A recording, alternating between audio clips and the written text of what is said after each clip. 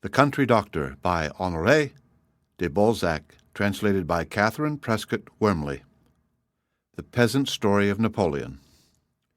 Gouglet, an old soldier who fought under Napoleon, tells the story of his wonderful general and emperor to a group of eager listeners in the country doctor's barn. You see, my friends, Napoleon was born in Corsica, a French island warmed by the sun of Italy, where it is like a furnace, and where the people kill each other, from father to son, all about nothing. That's a way they have. To begin with, the marvel of the thing, his mother, who was the handsomest woman of her time and a knowing one, bethought herself of dedicating him to God, so that he might escape the dangers of his childhood and future life, for she had dreamed that the world was set on fire the day he was born. And indeed, it was a prophecy. So she asked God to protect him, on condition that Napoleon should restore his holy religion, which was then cast to the ground. Well, that was agreed upon, and we shall see what came of it. Follow me closely, and tell me if what you hear is in the nature of man.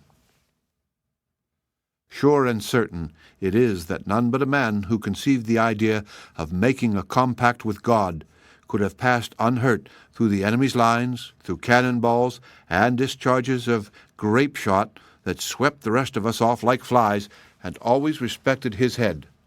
I had proof of that, I, myself, at Eylau.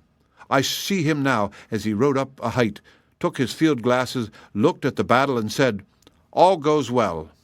One of those plumed busybodies who plagued him considerably and followed him everywhere, even to his meals, so they said, thought to play the wag, and took the emperor's place as he rode away. Ho, ho! In a twinkling, head and plume were off. You must understand that Napoleon had promised to keep the secret of his compact all to himself. That's why all those who followed him, even his nearest friends, fell like nuts.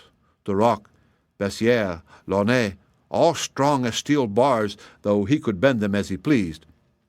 Beside, to prove he was the child of God and made to be the father of soldiers, was he ever known to be lieutenant or captain?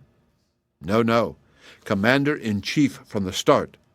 He didn't look to be more than 24 years of age when he was an old general at the taking of Toulon, where he began first to show the others that they knew nothing about maneuvering cannon. After that, down came our slip of a general to command the grand army of Italy, which hadn't had bread, nor munitions, nor shoes, nor coats, a poor army as naked as a worm. "My friends," said he, "here we are together. Get it into your pates that 15 days from now you will be conquerors. New clothes, good gaiters, famous shoes, and every man with a greatcoat. But, my children, to get these things you must march to Milan, where they are." And we marched, France crushed as flat as a bedbug, straightened up. We were 30,000 bare feet against 80,000 Austrian bullies, all fine men, well set up. I see 'em now. But Napoleon, he was then only Bonaparte. He knew how to put the courage into us. We marched by night, and we marched by day. We slapped their faces at Montenon. We thrashed them at Rivoli, Lodi, Arcole, Millesimo, and we never let 'em up. A soldier gets the taste of conquest. So Napoleon whirled round those Austrian generals who didn't know where to poke themselves to get out of his way, and he pelted them well, nipped off 10,000 men at a blow sometimes by getting round them with 1,500 Frenchmen, and then he gleaned as he pleased. He took their cannon, their supplies, their money, their munitions, in short, all that they had was good to take. He fought them and beat them on the mountains. He drove them into the rivers and seas. He bit them in the air. He devoured them on the ground, and he lashed them everywhere. Hey! The grand army feathered itself well. For, d'ye see, the emperor, who was a wit, called up the inhabitants and told them he was there to deliver them. So after that, the natives lodged and cherished us, the women too, and very judicious they were. Now, here's the end of it. In Ventos, 96, in those times, that was the month of March of today, we lay cuddled in a corner of Savoie with the marmots. And yet, before that campaign was over, we were masters of Italy, just as Napoleon had predicted. And by the following March, in a single year and 2 campaigns, we had brought us within sight of Vienna. 'Twas a clean sweep. We devoured their armies one after another, and made an end of 4 Austrian generals. One old fellow with white hair was roasted like a rat in the straw at Mantua. Kings begged for mercy on their knees. Peace was won. Could a man have done that? No. God helped him to a certainty.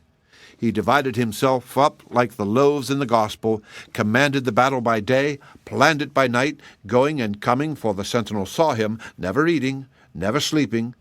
So, seeing these prodigies, the soldiers adopted him for their father. Forward, march! Then those others, the rulers in Paris, seeing this, said to themselves, "Here's a bold one that seems to get his orders from the skies. He's likely to put his paw on France. We must let him loose on Asia. We will send him to America. Perhaps that will satisfy him." But 'twas written above for him, as it was for Jesus Christ. The command went forth that he should go to Egypt. See, again, his resemblance to the Son of God. But that's not all. He called together his best veterans, his fire-eaters, the ones he had particularly put the devil into, and he said to them like this, "My friends, they have given us Egypt to chew up, just to keep us busy, but we'll swallow it whole in a couple of campaigns as we did Italy. The common soldiers shall be princes and have the land for their own. Forward, march! Forward, march!" cried the sergeants, and there we were at Toulon, rowed to Egypt. At that time the English had all their ships in the sea, but when we embarked, Napoleon said, "They won't see us. It is just as well that you should know from this time forth that your general has got his star in the sky which guides and protects us." What was said was done. Passing over the sea, we took Malta like an orange, just to quench his thirst for victory, for he was a man who couldn't live and do nothing. So here we are in Egypt. Good. Once here, other orders. The Egyptians, d'ye see, are men who, ever since the earth was, have had giants for sovereigns and armies as numerous as ants, for, you must understand, that's the land of genii and crocodiles, where they've built pyramids as big as our mountains and buried their kings under them to keep them fresh, an idea that pleased 'em mightily. So then, after we disembarked, the little corporal said to us, "My children, the country you are going to conquer has a lot of gods that you must respect, because Frenchmen ought to be friends with everybody and fight the nations without vexing the inhabitants. Get it into your skulls that you are not to touch anything at first, for it is all going to be yours soon. Forward, march!" So far, so good. But all those people of Africa, to whom Napoleon was foretold under the name Abir Bonaberdis, a word of their lingo that means the Sultan fires, were afraid as the devil of him. So the Grand Turk and Asia and Africa had recourse to magic. They sent us a demon named the Mahdi, supposed to have descended from heaven on a white horse, which, like its master, was bulletproof, and both of them lived on air without food to support them. There are some that say they saw them, but I can't give you any reasons to make you certain about that. The rulers of Arabia and the Mamelukes tried to make their troopers believe that the Mahdi could keep them from perishing in battle, and they pretended he was an angel sent from heaven to fight Napoleon and get back Solomon's seal. Solomon's seal was part of their paraphernalia which they vowed our general had stolen. You must understand that we'd given him a good many wry faces in spite of what he had said to us. Now, tell me how they knew that Napoleon had a pact with God. Was that natural, do you think? They held it to their minds that Napoleon commanded the genii and could pass hither and thither in the twinkling of an eye like a bird. The fact is, he was everywhere. At last it came to his carrying off a beautiful queen as the dawn, for whom he had offered all his treasure and diamonds as big as pigeons' eggs, a bargain which the Mameluke to whom she particularly belonged positively refused, although he had several others. Such matters, when they came to that pass, can't be settled without a great many battles, and indeed there was no scarcity of battles. There was fighting enough to please everybody.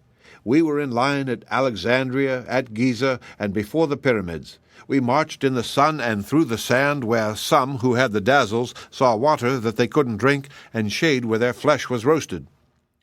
But we made short work of the Mamelukes, and everybody else yielded at the voice of Napoleon, who took possession of Upper and Lower Egypt, Arabia, and even the capitals of kingdoms that were no more, where there were thousands of statues, and all the plagues of Egypt, more particularly lizards, a mammoth of a country where everybody could take his acres of land for as little as he pleased. Well, while Napoleon was busy with his affairs inland, where he had it in his head to do fine things, the English burned his fleet at Abukir, for they were always looking about them to annoy us. But Napoleon, who had the respect of the East and of the West, whom the Pope called his son and the cousin of Mohammed called his dear father, resolved to punish England and get hold of India in exchange for his fleet. He was just about to take us across the Red Sea into Asia, a country where there are diamonds and gold to pay the soldiers and palaces for bivouacs, when the Mahdi made a treaty with the plague and sent it down to hinder our victories. Halt! The army to a man defiled at that parade, and few they were who came back on their feet. Dying soldiers couldn't take St. Joan of Arc, though they rushed at it 3 times with generous and martial obstinacy. The plague was the strongest. No saying to that enemy, my good friend. Every soldier lay ill. Napoleon alone was fresh as a rose, and the whole army saw him drinking in pestilence without it doing him a bit of harm. Ha! My friends, will you tell me that that's in the nature of a mere man? The Mamelukes, knowing we were all in the ambulances, thought they could stop the way, but that sort of joke wouldn't do with Napoleon. So he said to his demons, his veterans, those that had the toughest hide, "Go, clear me the way." Junot, a saber of the first cut and his particular friend, took 1,000 men, no more, and ripped up the army of the Pasha who had the presumption to put himself in the way. After that, we came back to headquarters at Cairo. Now here's another side of the story. Napoleon absent, France was letting herself be ruined by the rulers in Paris who kept back the pay of the soldiers of the other armies and their clothing and their rations, left them to die of hunger, and expected them to lay down the law to the universe without taking any trouble to help them. Idiots!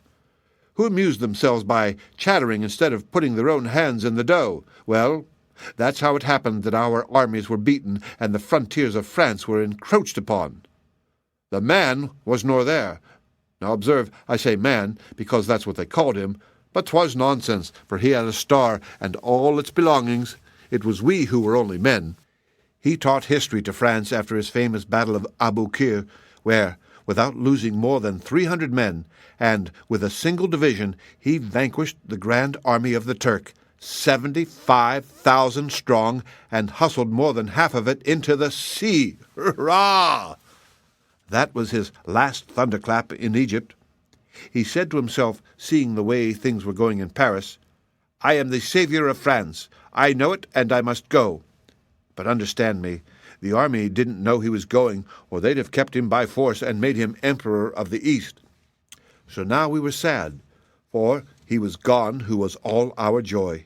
He left the command to Kleber, a big mastiff who came off duty at Cairo, assassinated by an Egyptian whom they put to death by impaling him on a bayonet. That's the way they guillotine people down there. But it makes him suffer so much that a soldier had pity on the criminal and gave him his canteen, and then, as soon as the Egyptian had drunk his fill, he gave up the ghost with all the pleasure in life. But that's a trifle we couldn't laugh at then. Napoleon embarked in a cockleshell, a little skiff that was nothing at all, though 'twas called Fortune, and in a twinkling, under the nose of England, who was blockading him with ships of the line, frigates, and anything that could hoist a sail, he crossed over, and there he was in France. For he always had the power, mind you, of crossing the seas at one straddle. Was that a human man? Ha ha! Bah! So, one minute he is at Fréjus, the next in Paris. There they all adore him, but he summons the government. "What have you done with my children, the soldiers?" he says to the lawyers. "You're a mob of rascally scribblers. You are making France a mess of pottage and snapping your fingers at what people think of you. It won't do, and I speak the opinion of everybody." So on that, they wanted to battle with him and kill him. Click! He had 'em locked up in barracks, or flying out of windows, or drafted among his followers, where they were as mute as fishes and as pliable as a quid of tobacco. After that stroke, consul, and then, as it was not for him to doubt the Supreme Being, he fulfilled his promise to the good God, who, you see, had kept his word to him. He gave him back his churches, and re-established his religion. The bells rang for God and for him, and lo, everybody was pleased. Primo, the priests whom he saved from being harassed. Secundo, the bourgeois who thought only of their trade and no longer had to fear the rapiemus of the law, which had got to be unjust. Tertio, the nobles, for he forbade they should be killed, as unfortunately the people had got the habit of doing. But he still had the enemy to wipe out, and he wasn't the man to go to sleep at a mess table because, d'ye see, his eye looked over the whole earth as if it were no bigger than a man's head. So then he appeared in Italy, like as though he had stuck his head through the window. One glance was enough. The Austrians were swallowed up at Marengo like so many gudgeons by a whale. Hoof! The French eagles sang their paeans so loud that all the world heard them, and it sufficed. "We won't play that game any more," said the German. "Enough, enough," said all the rest. To sum up, Europe backed down, England knocked under, general peace, and the kings and the peoples made believe kiss each other. That's the time when the emperor invented the Legion of Honor, and a fine thing, too. In France, this is what he said at Boulogne before the whole army, every man is brave. So the citizen who does a fine action shall be sister to the soldier, and the soldier shall be his brother, and the two shall be one under the flag of honor. We who were down in Egypt now came home. All was changed. He left us general, and hey, in a twinkling we found him emperor. France gave herself to him like a fine girl to a lancer. When it was done, to the satisfaction of all, as you might say, a sacred ceremony took place, the like of which was never seen under the canopy of the skies. The Pope and the cardinals in their red and gold vestments crossed the Alps expressly to crown him before the army and the people who clapped their hands. There is one thing that I should do very wrong not to tell you. In Egypt, in the desert close to Syria, the red man came to him on the Mount of Moses and said, "All is well." Then, at Marengo, the night before the victory, the same red man appeared before him for the second time, standing erect and saying, "Thou shalt see the world at thy feet. Thou shalt be Emperor of France, King of Italy, Master of Holland, Sovereign of Spain, Portugal, and the Illyrian provinces, Protector of Germany, Saviour of Poland, First Eagle of the Legion of Honor, all." This red man, you understand, was his genius, his spirit, a sort of satellite who served him, as some say, to communicate with his star. I never really believed that, but the red man himself is a true fact. Napoleon spoke of him, and said he came to him in troubled moments and lived in the palace of the Tuileries under the roof. So on the day of the coronation, Napoleon saw him for the third time, and they were in consultation over many things. After that, Napoleon went to Milan to be crowned King of Italy, and there the grand triumph of the soldier began. Every man who could write was made an officer. Down came pensions. It rained duchies. Treasures poured in for the staff, which didn't cost France a penny, and the Legion of Honor provided incomes for the private soldiers, of which I receive mine to this day. So here were the armies maintained as if never before on this earth. But beside that, the emperor, knowing that he was to be the emperor of the whole world, bethought him of the bourgeois, and to please them, he built fairy monuments after their own ideas in places where you'd never think to find any. For instance, suppose you were coming back from Spain and going to Berlin. Well, you'd find triumphal arches along the way with common soldiers sculptured on the stone every bit the same as generals. In 2 or 3 years, and without imposing taxes on any of you, Napoleon filled his vaults with gold, built palaces, made bridges, roads, scholars, fetes, laws, vessels, harbors, and spent millions upon millions, such enormous sums that he could, so they tell me, have paved France from end to end with 5-franc pieces if he had a mind to.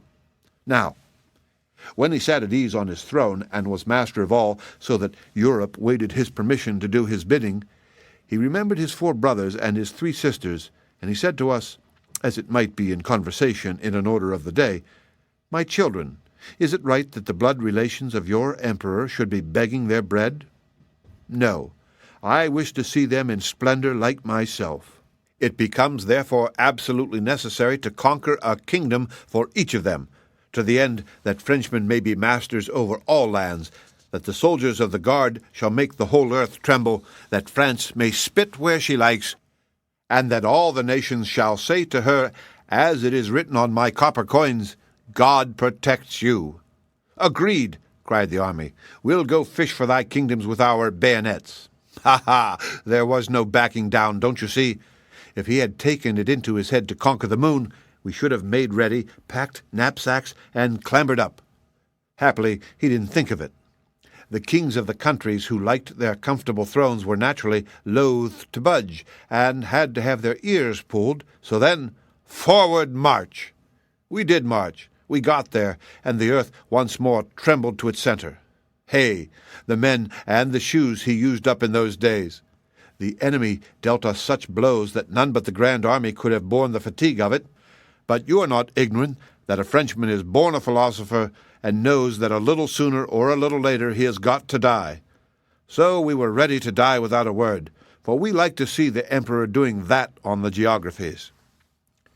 Here the narrator nimbly described a circle with his foot on the floor of the barn. And Napoleon said, There, that's to be a kingdom. And a kingdom it was. Ha! The good times!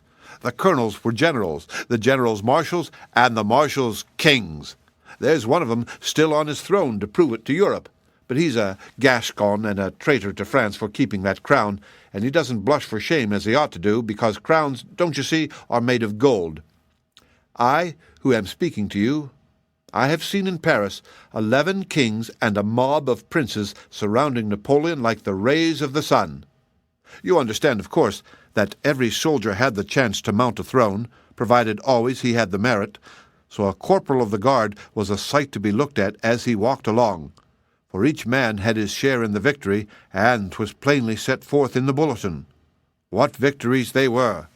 Austerlitz, where the army maneuvered as if on parade. Eylau, where we drowned the Russians in a lake as though Napoleon had blown them into it with the breath of his mouth. Wagram, where the army fought for 3 days without grumbling. We won as many battles as there are saints in the calendar. It was proved then beyond a doubt that Napoleon had the sword of God in his scabbard. The soldiers were his friends. He made them his children. He looked after us. He saw that we had shoes and shirts and greatcoats and bread and cartridges. But he always kept up his majesty, for, don't you see, 'twas his business to reign. No matter for that, however, a sergeant and even a common soldier could say to him, my emperor, just as you say to me sometimes, my good friend. He gave us an answer if we appealed to him. He slept in the snow like the rest of us, and indeed he had almost the air of a human man. I, who speak to you, I have seen him with his feet among the grape shot, and no more uneasy than you are now, standing steady, looking through his field glass, and minding his business. 'Twas that kept the rest of us quiet. I don't know how he did it, but when we spoke, he made our hearts burn within us, and to show him we were his children, incapable of balking, didn't we rush at the mouths of the rascally cannon that belched and vomited shot and shell without so much as saying, "Look out!" Why, the dying must needs raise their heads to salute him and cry, "Long live the Emperor!" I ask you, was that natural? Would they have done that for a human man? Well, after he had settled the world, the Empress Josephine, his wife, a good woman all the same, managed matters so that she did not bear him any children, and he was obliged to give her up, though he loved her considerably. But you see, he had to have little ones for reasons of state. Hearing of this, all the sovereigns of Europe quarreled as to which of them should give him a wife. And he married, so they told us, an Austrian archduchess, daughter of Caesar, an ancient man about whom people talk a good deal, and not in France only, where anyone will tell you what he did, but in Europe. It is all true, for I myself who address you at this moment, I have been on the Danube, and have seen the remains of a bridge built by that man, who it seems was a relation of Napoleon in Rome, and that's how the Emperor got the inheritance of that city for his son. So after the marriage, which was a fate for the whole world, and in honor of which he released the people of 10 years' taxes, which they had to pay all the same, however, because the assessors didn't take account of what he said, his wife had a little one who was King of Rome. Now, There's a thing that had never been seen on this earth. Never before was a child born a king with his father living. On that day, a balloon went up in Paris to tell the news to Rome, and that balloon made the journey in 1 day. Now, is there any man among you who will stand up here and declare to me that all that was human? No, it was written above. And may the scurvy seize him who deny that he was sent by God himself for the triumph of France. Well, here's the Emperor of Russia that used to be his friend. He gets angry because Napoleon didn't marry a Russian. So he joins with the English, our enemies, to whom our emperor always wanted to say a couple of words in their burrows, only he was prevented. Napoleon gets angry too, and then had to be put to such doings, so he says to us, "Soldiers, you have been masters of every capital in Europe except Moscow, which is now the ally of England. To conquer England and India, which belongs to the English, it becomes our peremptory duty to go to Moscow." Then he assembled the greatest army that ever trailed its gaiters over the globe, and so marvelously in hand it was that he reviewed 1 million of men in 1 day. "Hurrah!" cried the Russians. Down came all Russia, and those animals of Cossacks in a flock. 'Twas nation against nation, a general hurly-burly, and beware who could. Asia against Europe, as the Red Man had foretold to Napoleon. "Enough!" cried the emperor. "I'll be ready." So now, sure enough, came all the kings, as the Red Man had said, to lick Napoleon's hand. Austria, Prussia, Bavaria, Saxony, Poland, Italy, every one of them were with us, flattering us. Oh, it was fine. The eagles never cawed so loud as at those parades perched high above the banners of all Europe. The Poles were bursting with joy because Napoleon was going to release them, and that's why France and Poland are brothers to this day. "Russia is ours," cried the army. We plunged into it well supplied. We marched, and we marched. No Russians. At last we found the brutes entrenched on the banks of the Moscow. That's where I won my cross, and I've got the right to say it was a damnable battle. That was how it came about. The emperor was anxious. He had seen the Red Man, who said to him, "My son, you are going too fast for your feet. You will lack men. Friends will betray you." So the emperor offered peace. But before signing, "Let us drub those Russians," he said to us. "Done," cried the army. "Forward march," said the sergeants. My clothes were in rags, my shoes worn out from trudging along those roads, which are very uncomfortable ones, but no matter, I said to myself, as it's the last of our earthquakings, I'll go into it tooth and nail.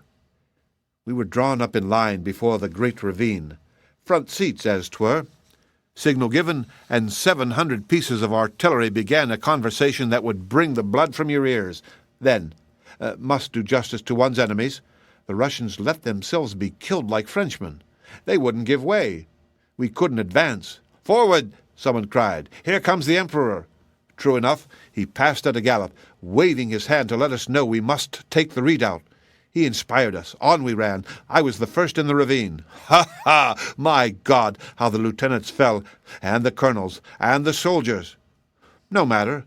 All the more shoes for those that had none, and epaulets for the clever ones who knew how to read.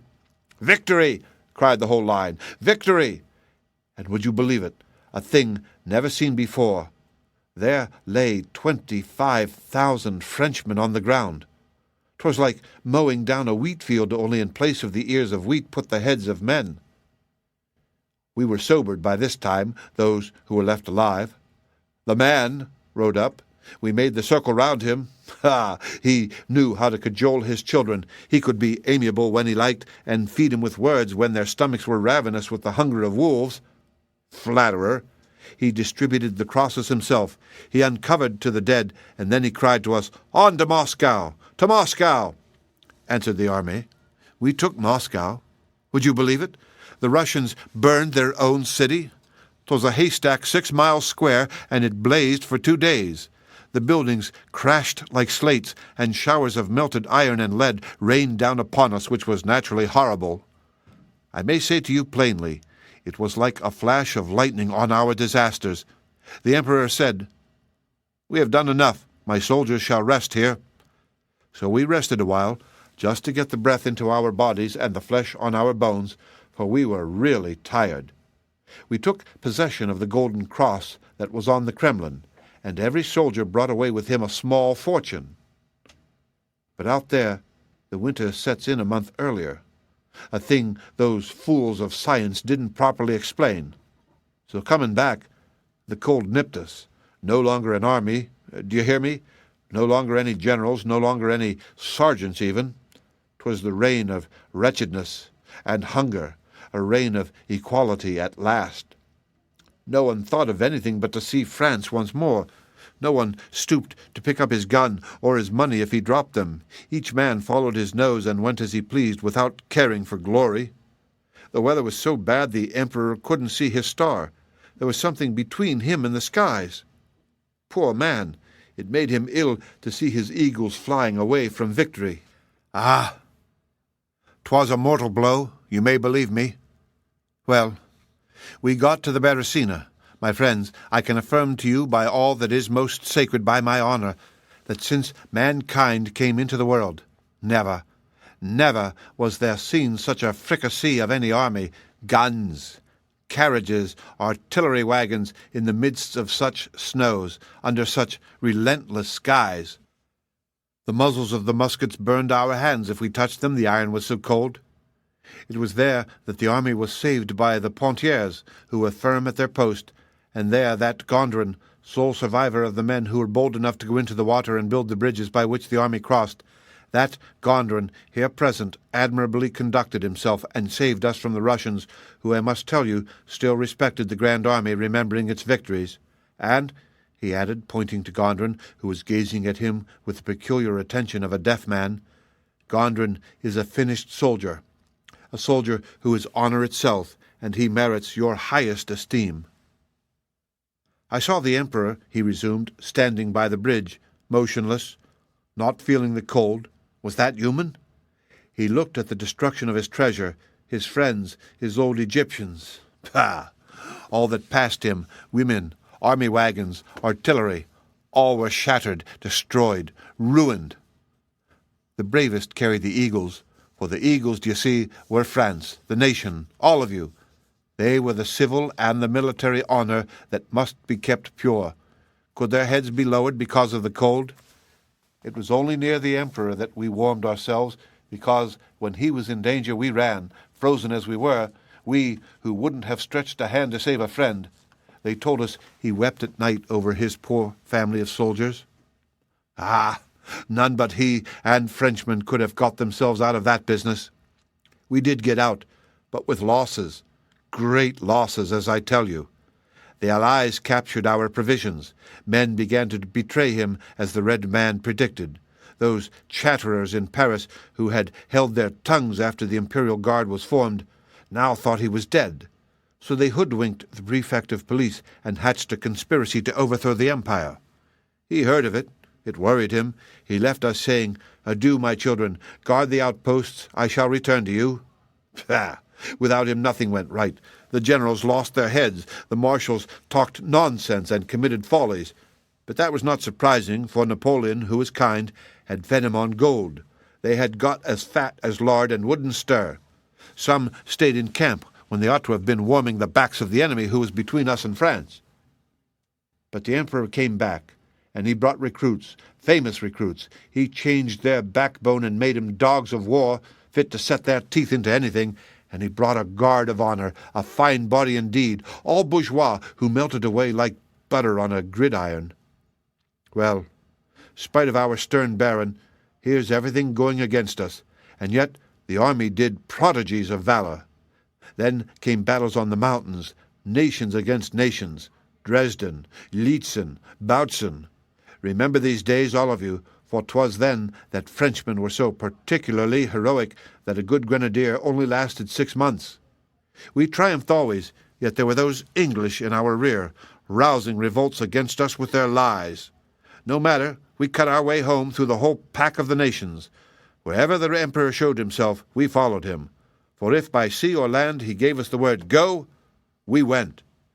At last we were in France, and many a poor foot soldier felt the air of his own country restore his soul to satisfaction, spite of the wintry weather. I can say for myself that it refreshed my life. Well, next, our business was to defend France, our country, our beautiful France, against all Europe, which resented our having laid down the law to the Russians and pushed them back into their dens so that they couldn't eat us up alive, as northern nations who are dainty and like southern flesh have a habit of doing, at least so I've heard some generals say. Then the emperor saw his own father-in-law, his friends whom he had made kings, and the scoundrels to whom he had given back their thrones, all against him. Even Frenchmen and allies in our own ranks turned against us under secret orders at the Battle of Leipzig. Would common soldiers have been capable of such wickedness? 3 times a day men were false to their word, and they called themselves princes. So then France was invaded.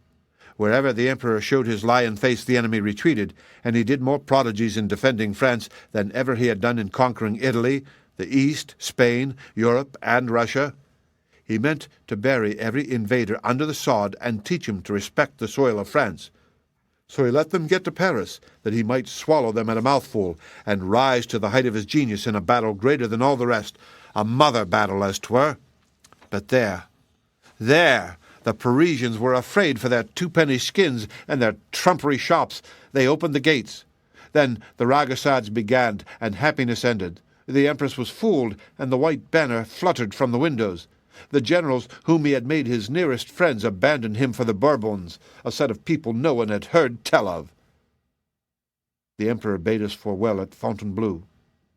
Soldiers, I can hear him now, we wept like children. The flags and the eagles were lowered as if for a funeral.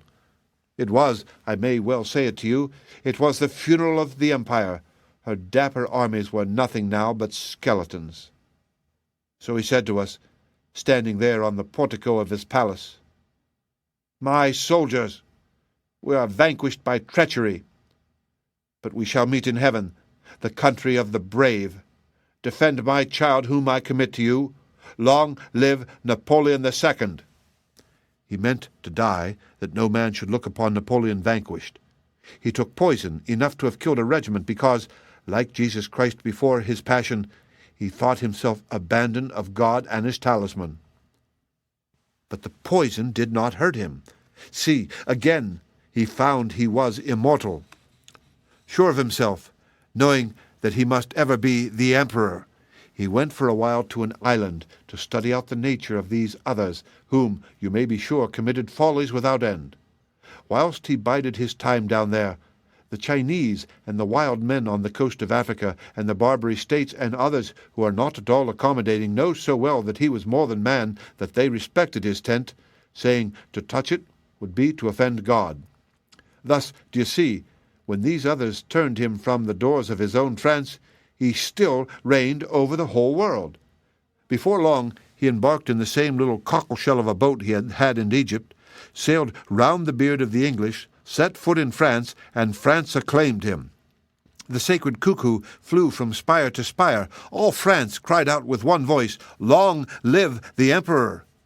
In this region here, the enthusiasm for that wonder of the ages was, I may say, solid. Dauphine behaved well, and I am particularly pleased to know that her people wept when they saw once more the grey topcoat. March 1st it was, when Napoleon landed with 200 men to conquer that kingdom of France and of Navarre, which on the 20th of the same month was again the French Empire. On that day our man was in Paris. He had made a clean sweep, recovered his dear France, and gathered his veterans together by saying no more than 3 words, "I am here." 'Twas the greatest miracle God had yet done. Before him did ever man recover an empire by showing his hat? And these others who thought they had subdued France, not they. At sight of the eagles a national army sprang up, and we marched to Waterloo. There the guard died at one blow. Napoleon, in despair, threw himself 3 times before the cannon of the enemy without obtaining death. We saw that. The battle was lost. That night the emperor called his old soldiers to him. On the field soaked with our blood, he burned his banners and his eagles, his poor eagles ever victorious, who cried forward in the battles and had flown the length and breadth of Europe.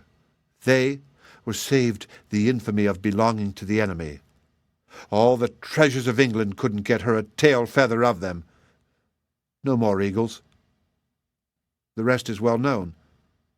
The red man went over to the Bourbons like the scoundrel that he is. France is crushed. The soldier is nothing. They deprive him of his duties. They discharge him to make room for broken-down nobles. Ah, 'tis pitiable. They seized Napoleon by treachery. The English nailed him on a desert island in mid-ocean on a rock raised 10,000 feet above the earth. And there he is, and will be till the red man gives him back his power for the happiness of France. These others say he's dead. Ha! Dead. 'Tis easy to see they don't know him. They tell that fib to catch the people and feel safe in their hovel of a government. Listen! The truth at the bottom of it all is that his friends have left him alone on the desert isle to fulfill a prophecy. For I forgot to say that his name, Napoleon, means Lion of the Desert. Now, this that I tell you is true as the gospel. All other tales that you hear about the emperor are follies without common sense, because, you see, God never gave to child of woman born the right to stamp his name in red as he did on the earth which forever shall remember him. Long live Napoleon, the father of his people and of the soldier!